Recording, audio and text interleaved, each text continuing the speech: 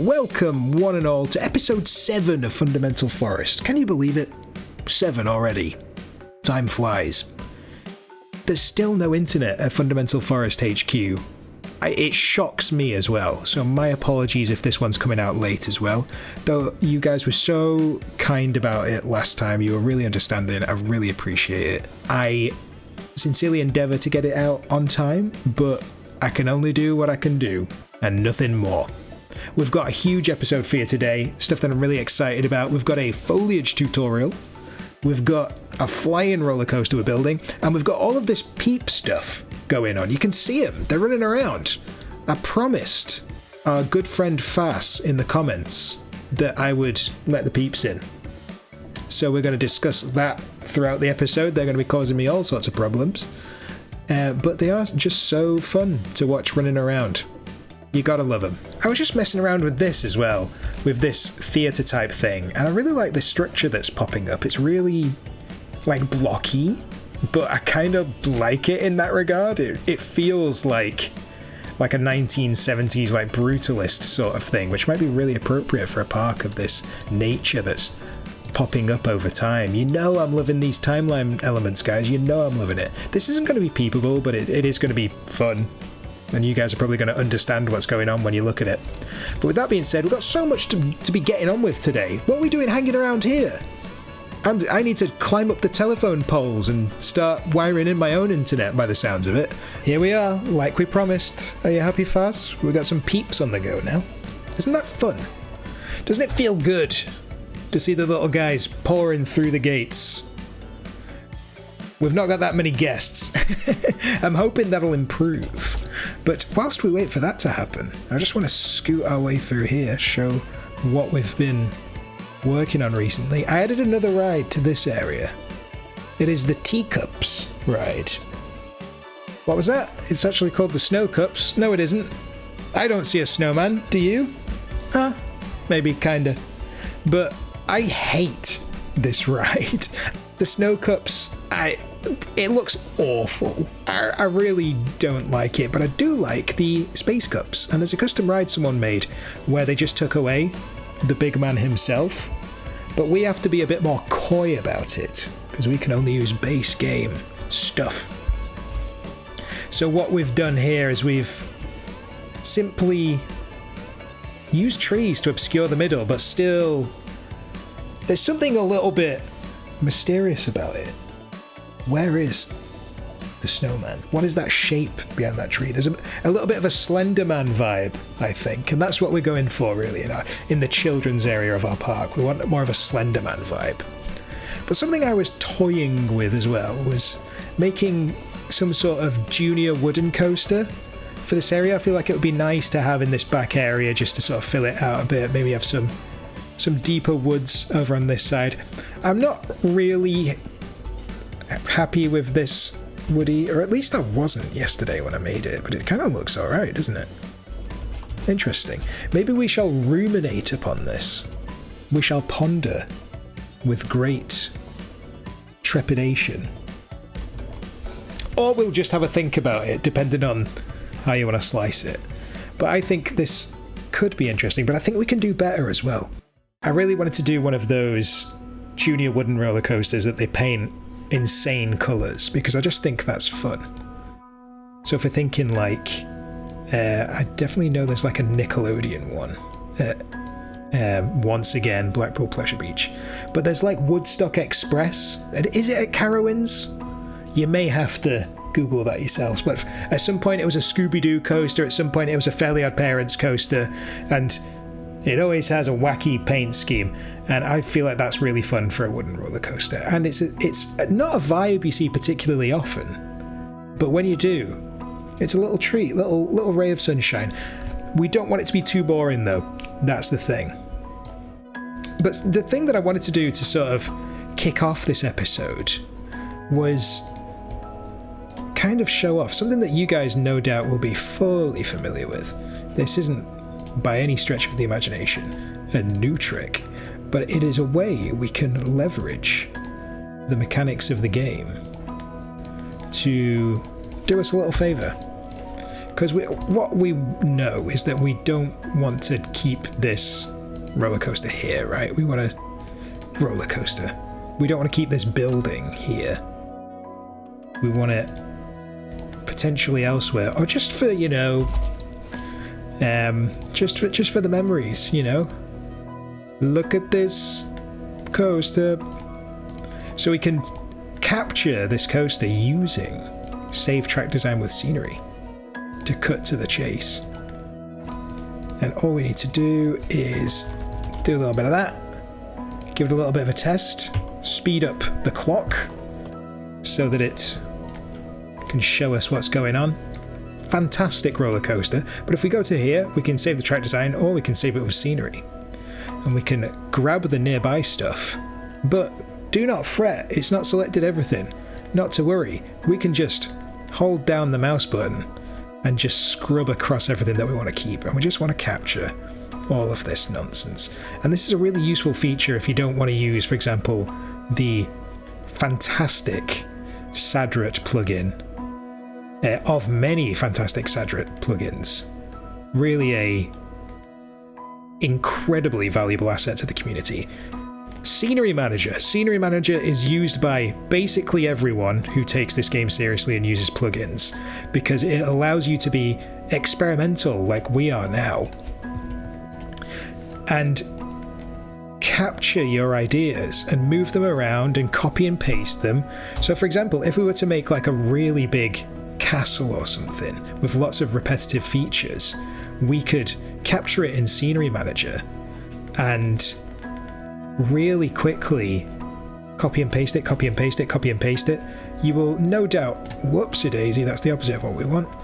You'll no doubt remember it from my, or if you're not familiar with it, you will be introduced to it in my 999 by 999 huge park series that I did, and you can just look back on my channel to find that one. There'll be a playlist for it as well. But here we have a saved track design. What should we call it? We should call it Pirate Test Area. And now we can, is this fully slowed? There we go. We can, for example, come all the way to this back area, and if we really wanted to, we could go into this, go to Pirate Test Area, and we can plop it down there. Would you look at that? Would you look at it? I rather insist you look at it, because that's a remarkable little feature of the game, and that's been in the game since it came out. Isn't that excellent? But what we can do now is we can delete this, and we can start having thoughts about this area. Are they impure thoughts? I certainly hope not. Well, what you do in your own time is kind of your business, so if you want to have impure thoughts, that's completely up to you. But for us, we're trying to be strictly business when it comes to fundamental forest, because we have a responsibility. I always forget which one it is.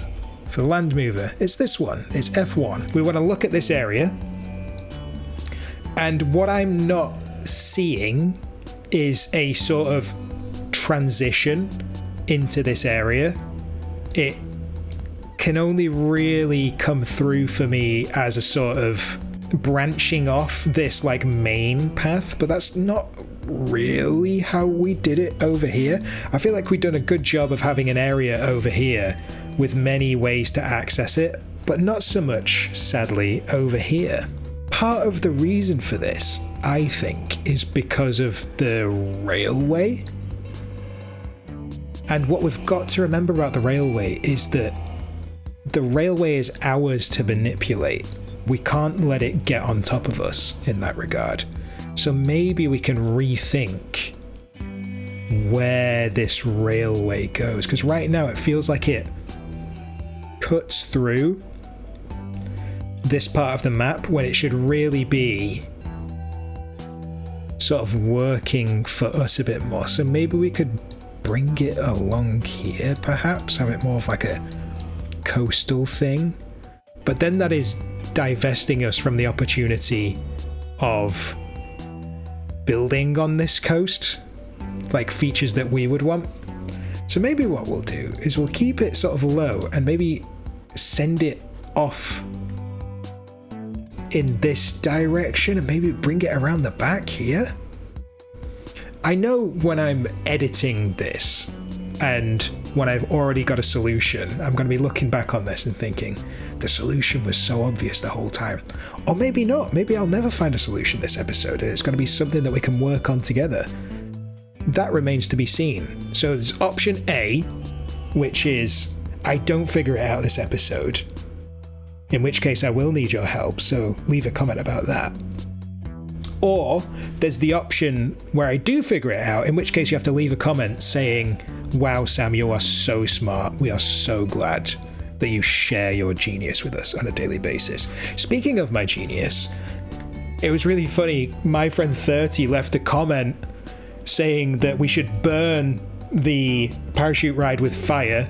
That's not what he said, but I feel like that's what he was being polite, but what he really felt was that we should burn this with fire. And I disagree. I think this thing's got legs. Not only has it got parachutes, it's also got legs. So we're gonna keep cooking in this regard. You can't let my ineptitude colour your impression of this ride, 30. That's what I want you to remember. You've got to see the potential. But if everybody... I guess this sort of opens it up as a question to everybody. Do we need to burn the parachute ride with fire? The reason why... Just to reiterate what I put in that comment to 30. The reason why I started experimenting with this was for the same reason I've sort of engineered a way around the Snow Cups ride. If we look at the list of roller coasters, yeah, and we scroll down, there's so many unique options, and they are big, and you can use multiple of them and get very different results. For example, you could use an arrow coaster to do like a Vekoma boomerang, or you could do like a big arrow looping coaster. You could use a steel roller coaster to do like a shuttle loop, and also do like a Schwarzkopf Olympia looping style thing. And wooden coaster, obviously there's loads of different brands of wooden roller coaster which have a unique perspective that comes through in the ride design.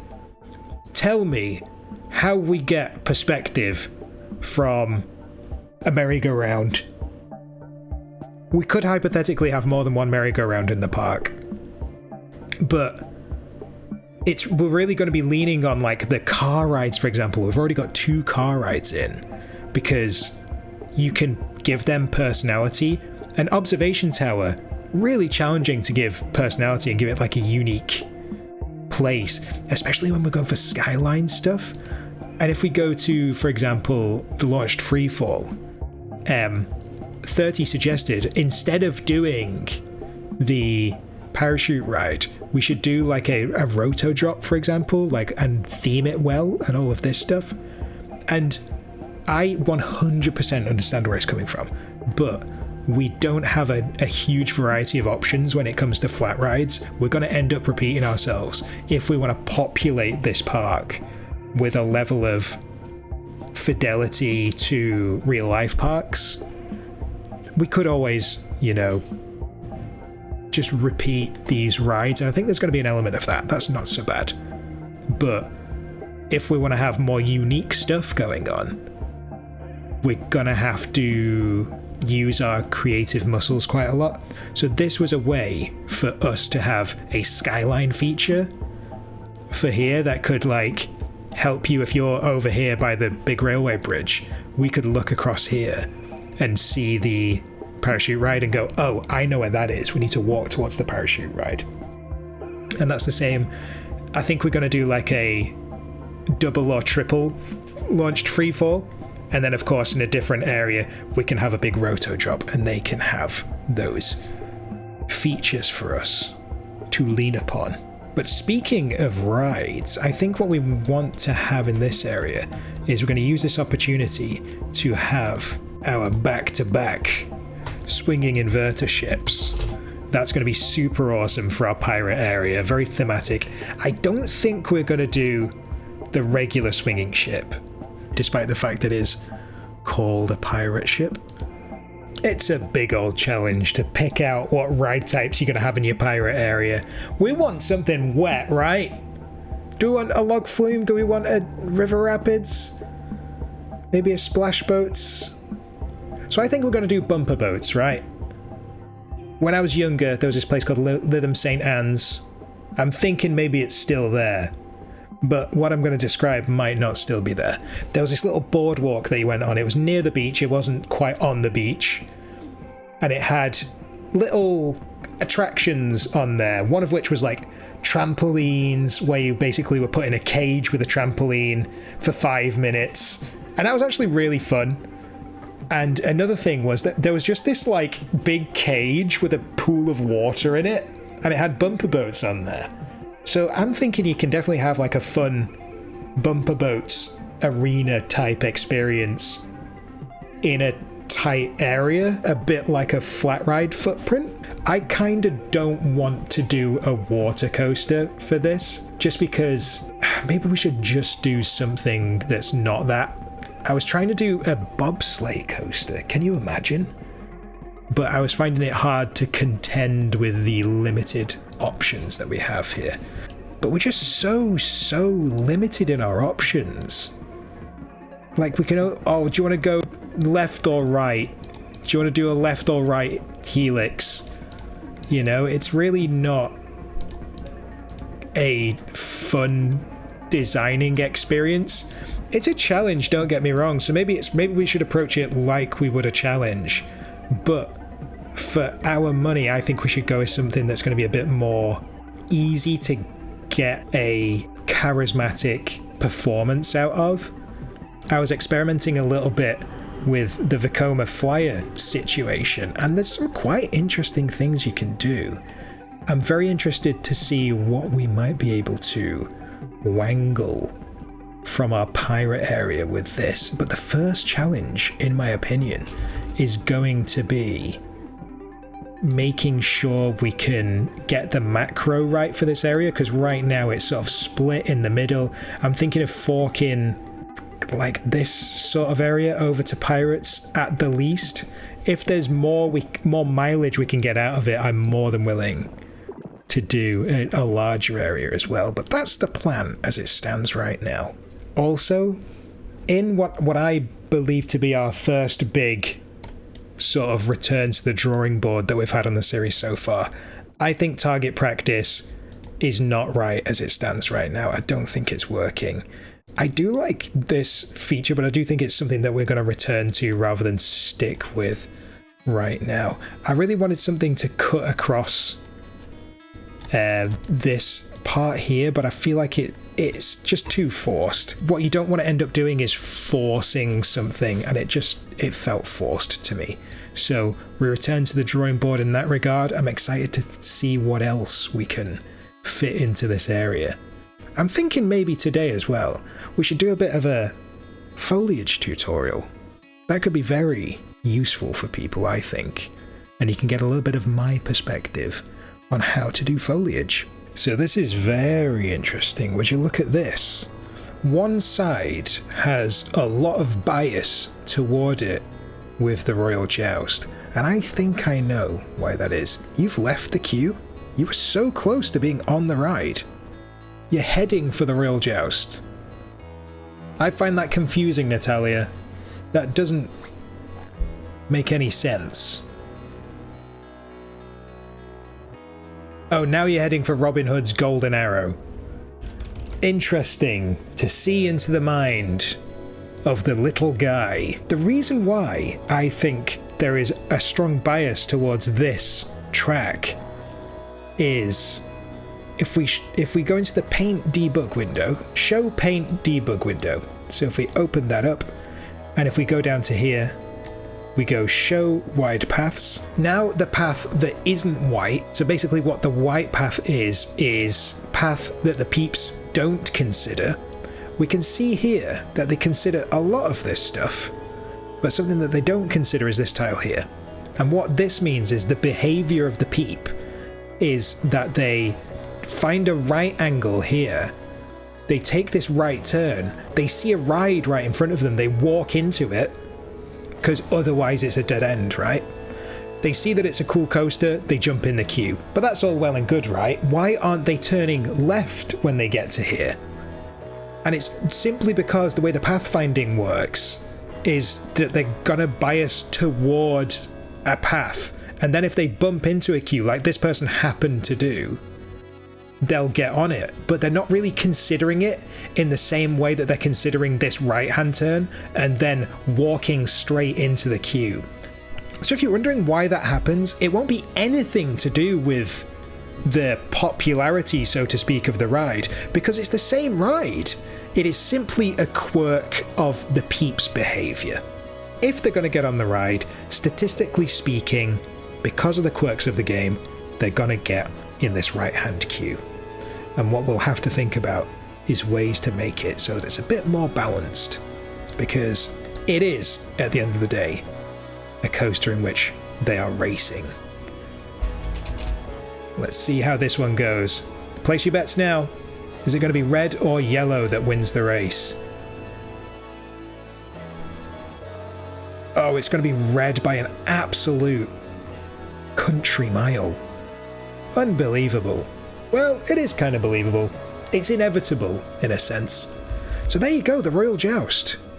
We are just trying to feel it out with this flying coaster. I'm thinking it's going to be like ocean sailor superstition type beat. I'm going for a Cthulhu type vibe, like an otherworldly, incomprehensible, oceanic beastie sort of thing. But we're just trying to see where it takes us. I'm thinking, what would Vekoma do if it did another sort of Flying Dutchman type thing, but instead of it being like a super interesting dark ride element, like launched coaster, like Fly at Phantasialand, if it's a suspense causing chain lift sort of situation and then into the thrills of the ocean. So yeah, I'm just trying to see what's going on, really.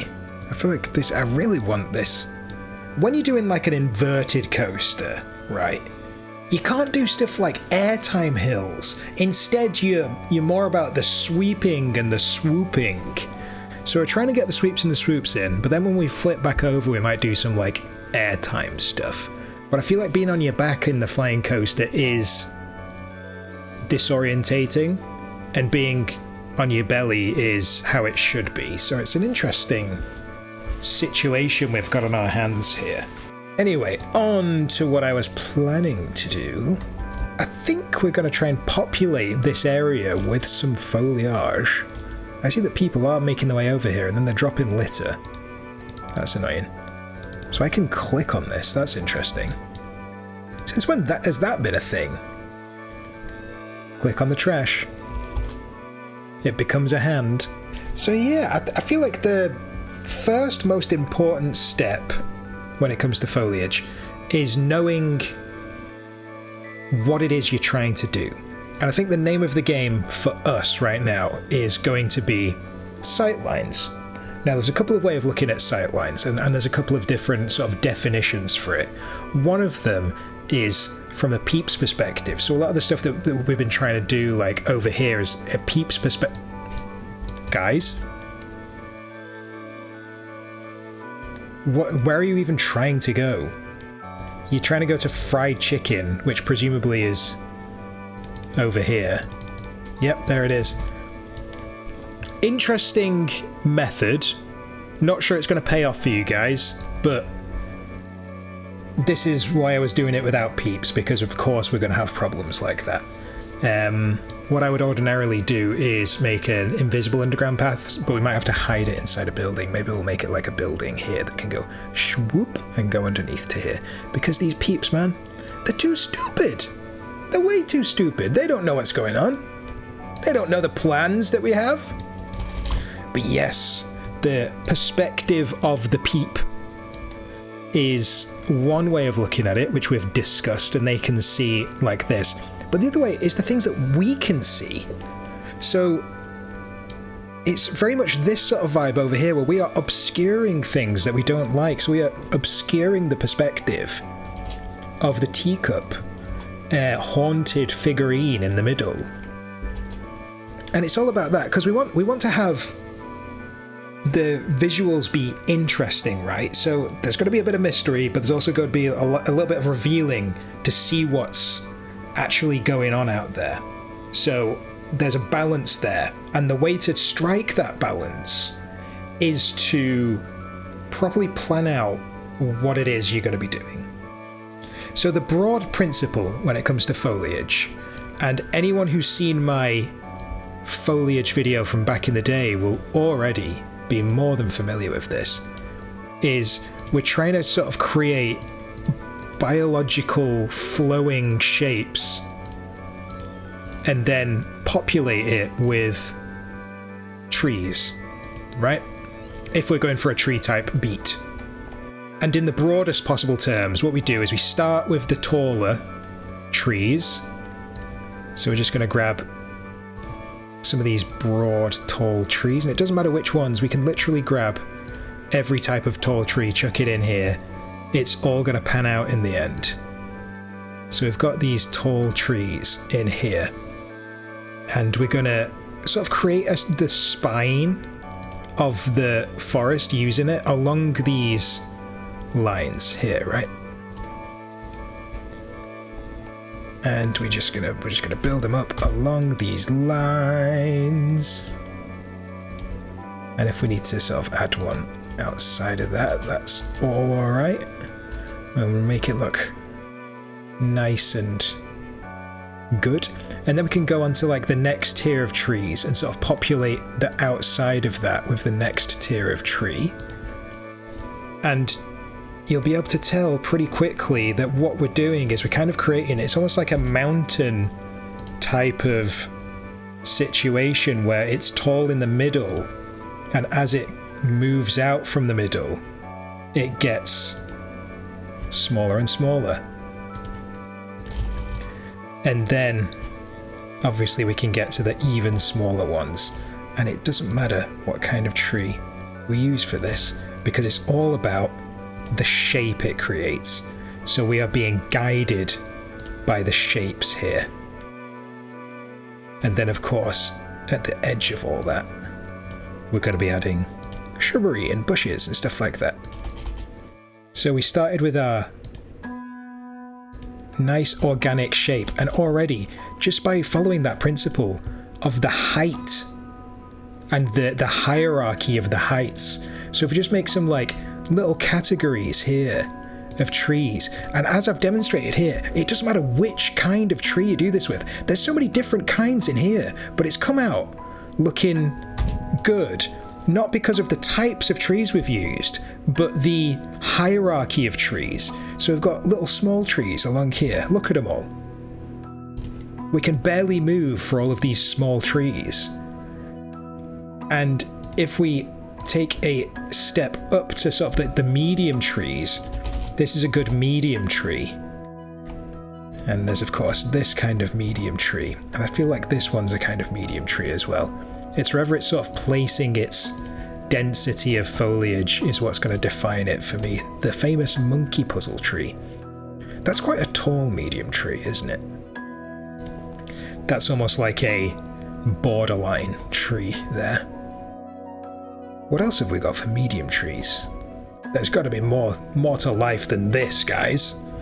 So we've got a good bunch of medium ones here, and the real juicy ones. These are the ones we really like, the tall ones. So the tall ones are pretty simple to identify. They're the ones that are the tallest. Can you believe it? So they come out in these sort of ranks of trees. And this one's a good tall one as well. So let's just colour the undersides of these. Just go boop bop boop beep bop boop bop boop bip. And a yellow, no less. and then a purple.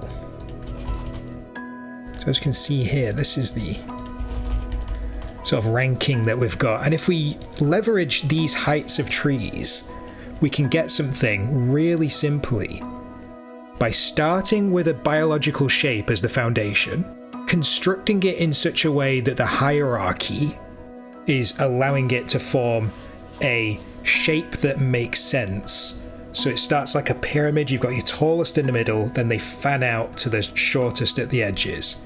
You create this. I'm really impressed with what I've done just here, and I was the one doing it. I literally just went off the dome.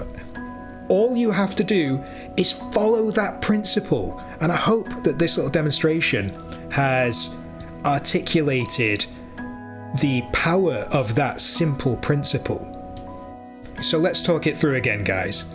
It's creating a nice shape, a very natural shape, a smooth flowing shape. We start with the tallest trees, we flesh it out a bit more with the slightly less tall trees, and at the edges we have the least tall trees. And then of course we have the shrubbery and whatnot that we're placing at the edges. So let's have a muck around with that. You don't have to go too crazy with this because it sort of speaks for itself. You should really have a good idea of what we're talking about here, because it's just the next stage of the hierarchy, right? Then we go to the shortest things. And then beyond that, we're just talking like your individual preference, right? Which is the most important thing of all, because if you don't like it, then why are you playing? You should be playing for yourself first and foremost, for fun, not for anyone else's joy, but for your own satisfaction. Otherwise, you're never going to make anything that's beautiful, because it's not coming from a place of joy, it's not coming from a place of passion. So that is another piece of advice I have for you. No one else is going to find it very convincing if you don't find it convincing.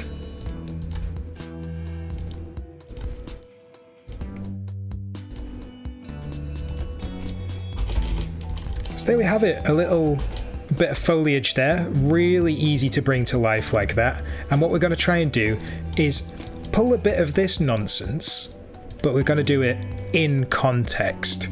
So we're going to be pushing it one step further. It's not just going to be good flowing biological shapes, it's going to be good flowing biological shapes that we leverage to hide and display things. Let's get into it. All right. So I'm already thinking this part in the middle is prime environment for making a sort of spine of tall trees, maybe along here, just like a simple developed shape along like that. And then I'm thinking certainly one in this little part here. We've got this landscape as well that we're going to try and be working with as well. As the landscape changes, so does our perspective towards what we're doing, because the height hierarchies are going to become a bit more spicy at that point, which is why I think coming over this crest like that and coming up like that up to there could be a good spine upon which to put the big trees. And then of course we've got this situation here. Okay, let's start with this and we'll see how our sight lines are doing, because we might have to change up our game here. So here are like the broad spectrum of what we could use, but I think what we're going to do is make a little palette for ourselves over here. I want for this to be like an evergreen tree type situation, so let's just grab a little area here and make ourselves a little. This is like a painter's palette, right guys? This is very much a similar principle. I'm not sure what other tall trees we're going to go with. Maybe we can have this one for a bit of like accent, or however you'd like to describe it. But I think for the most part, we're going to be doing this Scots pine and the Corsican pine tree. Interesting. And maybe honey locust could be a good... Because if you think of like the colours of the trees as well, these have like blue boughs and very like bright green tree, very bright green leaves on this one. And then these have more, they almost like tinge into blue, right? Which is quite interesting. And then in terms of the medium trees, we're just going to be grabbing all of the pines, I think, with the occasional other kind of tree, just for a bit. Maybe we can get some of that one in there for some colour variations. And maybe in like the small we can get maybe some of these like more fruit kind of trees as well. That could be interesting. So we've already got that kind. Where are the other ones? Here they are. Very interesting indeed. So let's see how this goes, right? Less talk, more do. So we're going to start our spine with a little bit of this. I think we'll have a nice chunky couple of these here. And then we can do a bit of that. Nice and easy. What was the other one we said? A little bit of honey locust. Could go down well. I think we'll drop honey locust there and there. And then we're going to scooch down. I think we might bring it out in this direction as well. So we'll create sort of like an axis going this way as well.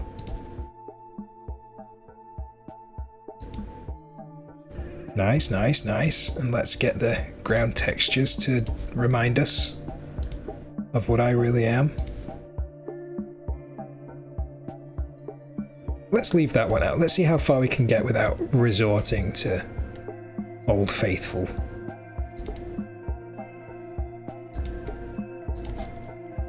Okay, this is already talking, isn't it? This already has opinions. And we can also like modulate the thickness of what we decide to do here in terms of the density. Interesting, interesting.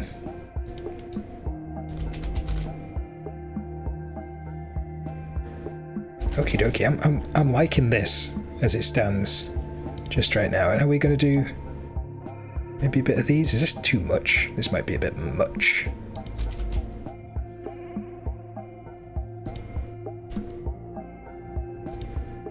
But we're going to soldier on, see what happens. I think this one could be quite good as well. Like, who even is this? Who are you? Common yew tree? Common me tree? No you.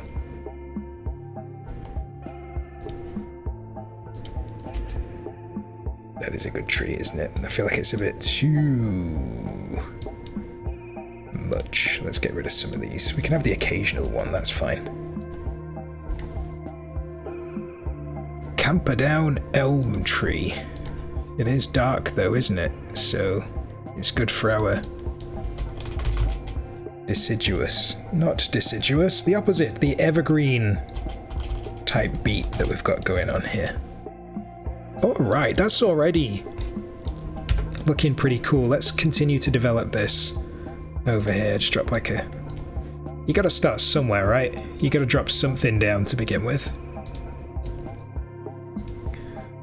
That one up and across here, and then we can get this one. Really doesn't like it, does it? But that's okay. Let's just drop that one there, and then we can smuggle some bush action underneath it. And I'm not talking invading Iraq, okay? Not that kind of bush.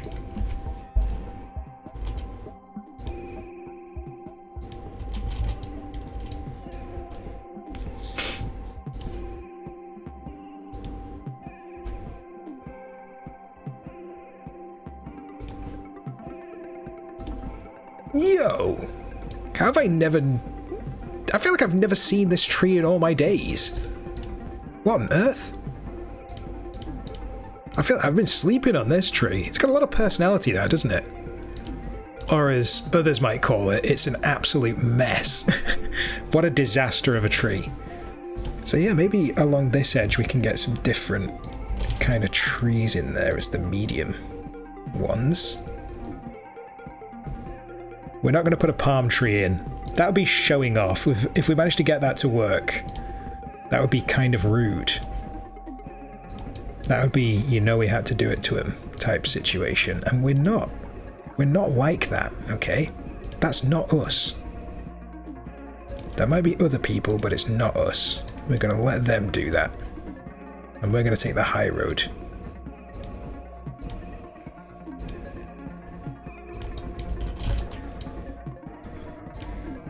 So it's just a lot of, like, trial and error and seeing what works for you, and the more you do it, the more confident you're going to become. That's the thing you've got to remember. It's not all just magically knowing what to do. Once you've sort of taken these rules, you've got to make them your own. You've got to get your own style from it.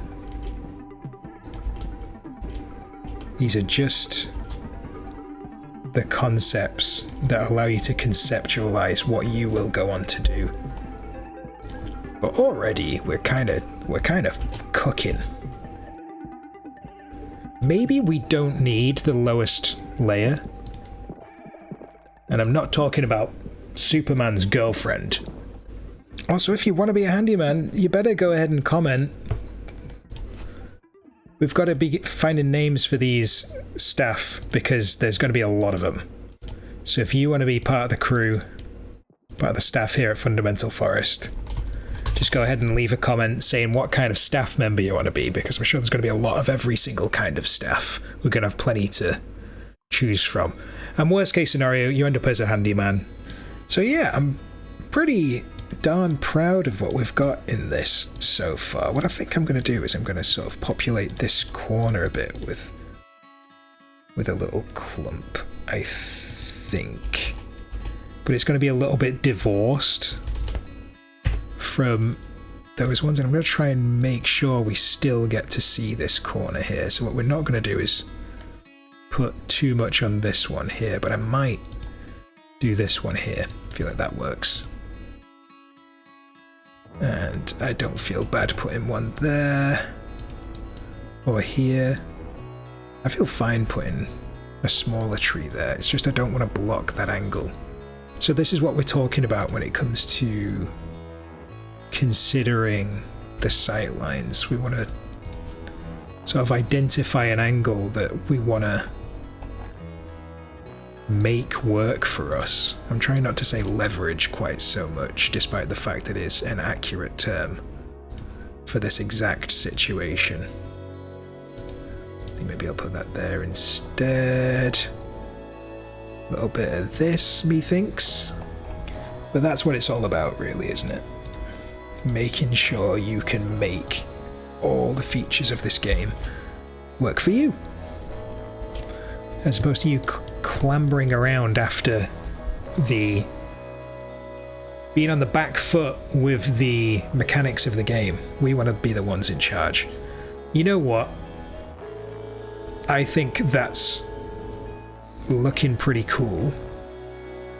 And I think we should return to the rest of it, maybe in a little bit, once we've had a little bit of a breather, had a little bit of a think about what's going on. Okie dokie, let's release them from their prison. I think what we'll do is we'll just make just a building here. Maybe this big? And then what we can do is simply send it underground. Crumbs. Maybe we need to do this. Maybe this is the solution for right now. We can hunt down another one. See, there they go. There they go. This is how you sort this stuff out. We're going to be finding a lot of solutions on the fly. That works, doesn't it? So that is a solution to guest pathfinding issues. If you build them a way to get from one place to another place, that typically makes them quite happy. But I'm sure... Why does Jester's Helter Skelter always break down? This is panning out to be a really fun challenge.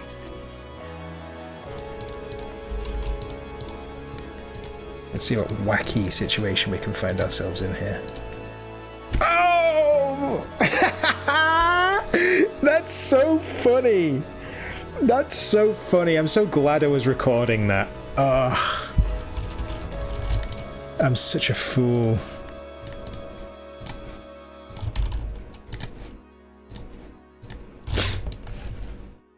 That's my own fault. But maybe that's for the best. Maybe everything happens for a reason. Not personally something I believe. But also, I get why people believe it. Oh, it nearly fits, but it definitely doesn't. And not with all these other elements that are going on here, so... Oh, we're going to get out of this one. And I'm not completely sold on this big sweep here. But then again, we're always trying to reckon with the hand we're dealt when it comes to these track pieces. Nah, that doesn't feel right, does it? So here's the first one I'm sort of getting towards like 80% happy with. Here's how it goes. Let's watch this guy as he goes. Come on. Come on, stop wasting our time. Just stop at the top out of politeness, and also because of block sections. It's got to swoop down into this element here, which I really like. That corkscrew into the drop is really fun. Have a bit of a fly around here. Then it rolls over here before doing this part, and I'm imagining path coming through this part. Swoops and does another one of these, and then down and returns back to the station. So it's pretty short, and we have to kind of quite awkwardly squeak our way back to the station. But I'm imagining maybe this part being indoors, and then you like emerge in this part. But it dropping down so far is kind of like, why won't it do that? So maybe we can keep finagling this one. But I just thought I'd show it off as it is right now, and then we can show off the development. Before we move on, we want to do this kind, don't we? And if we kind of do, I want it to be a bit taller than that, like that, because we want to go this way as well. Imagine, if you will, we sink this into the ground, and through it, we have path going through there. I think that would be a huge moment. Especially if you get to look down at this as it's going through as well. I think that would be really, really, really fun. This is a bug I haven't seen before. Look! Let's see if we can see it in Tile Inspector. Wow, it's there! Why is it white? Oh my god, Karen, you can't just ask people why they're white. Well, here's a layout. It's not perfect, but it's certainly getting there, isn't it? I decided to bring the elements out away from each other, maybe like go over here, do a little swoopy swoop, have some water here when we eventually place it where we want to place it. And then there was a helix and then into the station run here, but that sort of interferes with our feature that we wanted to have. Yes, there's a few funny angles, but I think it's definitely an option that I want to explore, right? It definitely does something. I'll give you 3 guesses what these guys are looking for. All these guys who are just running around this one tree. That's right, they're heading for Fried Chicken Stall 1. You know what? It is bringing me a lot of joy to see the little guys running around. And we managed to fix the getting lost issue by building another underground path. If we go like this, we can see them running around down there. They were getting lost around here. They're getting lost looking for food and stuff, which, you know, I can relate to when I start getting hungry. All bets are off. I decided to change the orientation of this ride, and I had to, you know, put a podcast on and rebuild the entire ride in the new orientation, which, you know, Took a bit of trial and error, but here we are. This is why we're on year 58, guys, because I'm doing this and I'm paying attention to podcasts instead of looking at what I'm doing. So maybe it's a little bit different to how it was, but I think it's working. And I want to explain my vision, because you might be looking at it and thinking, these colours are cool, but what on earth is going on? So I was envisioning, this is our pirate area, right? What is in the ocean and is scary? Most things, right? But I'm thinking we do like a Cthulhu type cursed harbour sort of thing, haunted harbour. And it might actually be quite fun to name the areas after scenarios. So we could start with, Crazy Castle, then into Haunted Harbour. So that's one thing. The next thing, let's talk about these colours. Going off the Vekoma Flying situation, the best example that we have of like a really successful one is Fly at Phantasialand. And the best thing about that is that, well, there's loads of things that are great about it. It's an innovation on many, many levels. But one of them is that it's like a multimedia experience.